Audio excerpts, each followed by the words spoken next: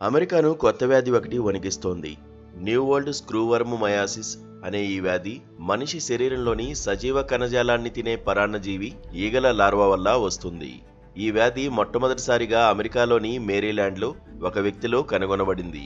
ఆ వ్యక్తి ఇటీవల సాల్వడార్ నుంచి అమెరికాకు వచ్చినట్లు department of health and human services August 25న తెలిపింది. ఈ వ్యాధి ప్రధానంగా పశువులను ఎక్కువగా ప్రభావితం చేస్తుంది, కానీ మనుషుల్లోనూ ఇది వ్యాపించగలదని వైద్యులు హెచ్చరిస్తున్నారు.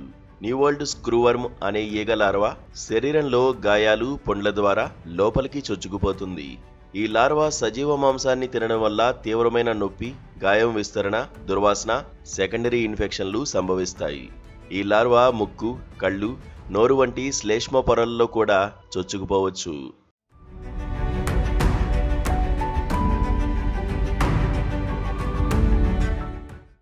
చికిత్స చేయకపోతే ఇది ప్రాణాంతకం కావచ్చని డాక్టర్లు హెచ్చరిస్తున్నారు.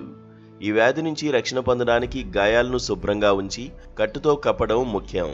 ఈగలు ఎక్కువగా ఉండే గ్రామీణ ప్రాంతాలు, పశువులు ఉండే ప్రదేశాలకు వెళ్లకుండా జాగ్రత్త పడాలి. ఇన్సెక్ట్ రిపెల్లెంట్లు ఉపయోగించడం, పొడవైన దుస్తులు ధరించడం, ఈగలు రాకుండా నివారణ చర్యలు తీసుకోవడం మంచిది.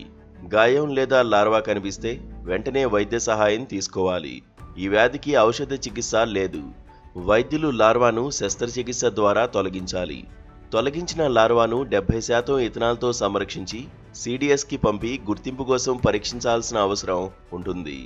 మేరీల్యాండ్లో ఈ వ్యాధి బారిన పడిన వ్యక్తికి చికిత్స అందించి అతను కోలుకున్నాడని, ప్రజారోగ్యానికి ప్రస్తుతం తక్కువ ప్రమాదం ఉందని వైద్యులు తెలిపారు.